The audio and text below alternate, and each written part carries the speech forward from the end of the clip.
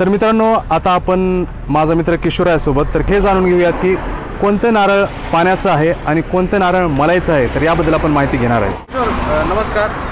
नमस्कार. तर तुम्ही सांगू शकता की कोणतं नारळ पाण्याचं आहे आणि कोणतं नारळ मलाईचं आहे? हो, सांगू शकतो ना. हे छोटं नारळ आहे, याच्यामध्ये पाणी जास्त राहतं. मोठं नारळ आहे, याच्यात खोबरं निघतं, मलाई निघते, जाड मलाई आहे. याच्यामध्ये पाणी कमी आहे. असं कवळं पाहून कधी घेतलं तर पाणी जास्त निघू शकतं. म्हणजे पाणी चांगलं राहतं, प्यायला गोड पाणी लागतं. आणि याच्यामध्ये पाणी राहतं ना, थोडं तुरट लागतं प्यायला. तर मित्रांनो, आता आपण नारळाचे फायदे बघणार आहेत. तर उपाशीपोटी नारळ पाणी पिल्यास आरोग्याला खूप फायदे होतात. ज्या लोकांना उच्च रक्तदाब आहे त्या लोकांसाठी नारळ पाणी हे खूप उपयुक्त आहे. ज्यांना किडनी स्टोन आहे त्यांच्यासाठी नारळ पाणी खूप उपयुक्त आहे.